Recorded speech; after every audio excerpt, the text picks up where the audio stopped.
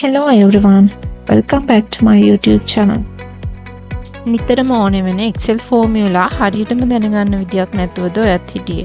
එහෙනම් මේ වීඩියෝ එක ඔයාට. ඉතින් මේ වීඩියෝ මාලාව හරහා මම ඔයාලට කියලා දෙන්න හදන්නේ කොහොමද අපිට නිතරම අවශ්‍ය වෙන Excel ෆෝමියුලා නිවැරදිව භාවිත කරන්න කියලා. වීඩියෝ එකට යන්න කලින් channel එක subscribe කරන්නත් අමතක කරන්න එපා.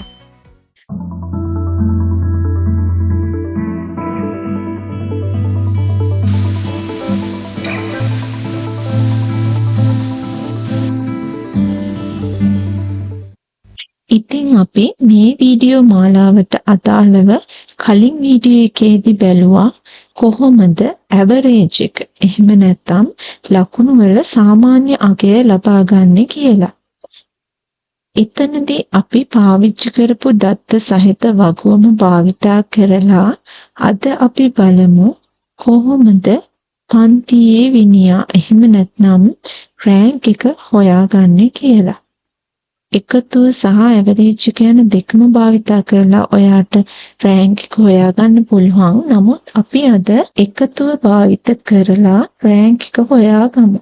ඔයාට මතක ඇති අපි කලින් වීඩියෝ එකේදී ටෝටල් එක සහ ඇවරේජ් එක සොයාගන්න ඉතා සරල ෆෝමියුලා එකක් භාවිතා කරා.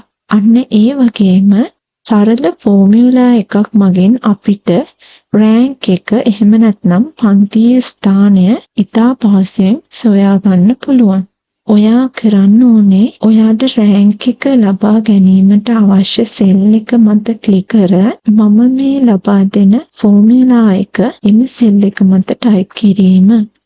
ඉතින් කලින් වගේම මුලින්ම සමාන ලකුණ රෑන්ක් වරහනක් ඇරලා ඔයා මුලින්ම තෝරන්න ඕනේ ඔයා රෑන්ක් එක ලබා ගන්න ළමයාගේ ලකුණු වල ටෝටල් එක ඇතුළත් සෙල් එක සිලෙක්ට් කරන්න ඕනේ. ඊට පස්සේ ක්‍රමාවක් යොදලා ළමයින් සියලුම දෙනාගේ එකතුව ඇතුළත් දත්ත පරාසය සිලෙක්ට් කරන්න ඕනේ. මොකද ඔයා මේ වෙලාවේ හොයන්න යන්නේ සියලුම ළමයින් අතරින් මේ මයිකල් කියන ළමයා කීවෙනියාද කියන එක. ඒ නිසා ඔයා අනිවාර්යෙන්ම මෙන්න මේ ආකාරයට සියලුම ළමයින්ගේ දත්ත ඇතුළත් පරාසය සිලෙක්ට් කරන්න ඕනේ. ඊට පස්සේ වරහන වහලා එන්ටර් බටන් එක එකපාරක් ප්‍රෙස් කරන්න. ඉතින් එතකොට ඔයාට පන්තියේ ළමයින් 12 දෙනා අතරින් ඔයා මේ තෝරපු ළමයා ලබාගත් ස්ථානය සොයාගන්න පුළුවන්.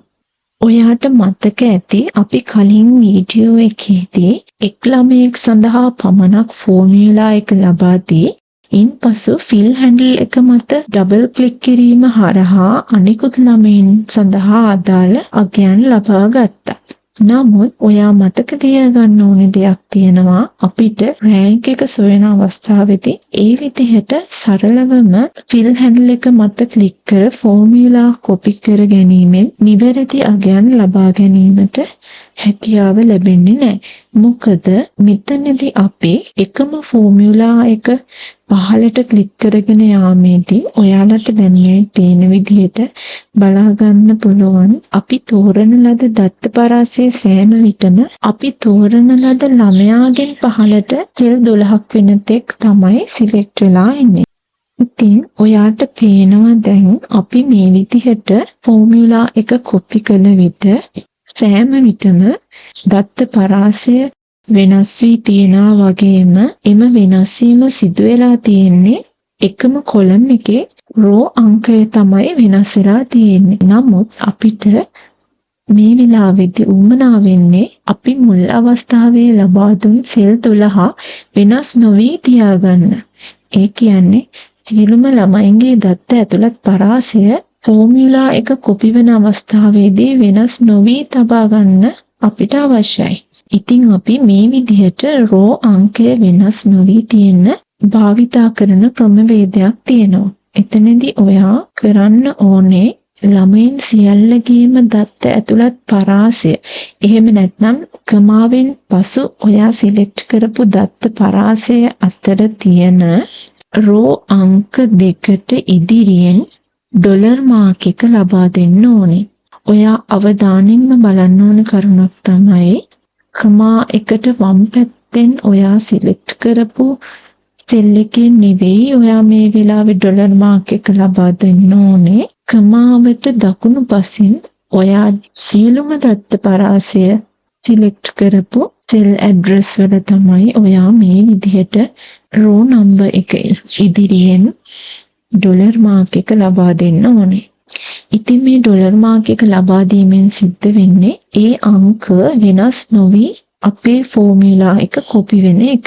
ඉතින් එහෙම ඩොලර් මාක් ලබා දුන්නාට පස්සේ ඔයාට පුළුවන් සුපුරුදු පරිදි ෆිල් හැන්ඩල් එක මත ඩබල් ක්ලික් කිරීමෙන් අපි මේ ෆෝමියුලා එක අනිත් ළමයින්ටත් අදාළ වෙන පරිදි කොපි කරගන්න.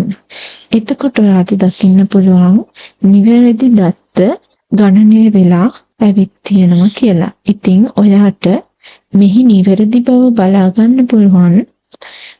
හෝටල් එකේ වැඩිම අගය 253 තියෙන ළමයා තමයි මෙතනදී පන්තියේ පළවෙනියා වෙලා තියෙන්නේ. ඒ වගේම එකතුව ලෙස අඩුම අගය එහෙම නැත්නම් 122 ලබාගත් ළමයා පන්තියේ 12 වෙනියා ලෙස ගණනය වෙලා ඇවිත් තියෙනවා. ඉතින් අපි ඊළඟ වීඩියෝ එකෙන් බලමු එක් ළමයා ලබාගත් ලකුණු වලට අදාළව ග්‍රේඩ් එකක් ලබා දෙන්නේ කොහොමද කියලා. ඉතින් මේ වීඩියෝ එකට ලයික් එකක් දාන්නත් අමතක කරන්න එපා.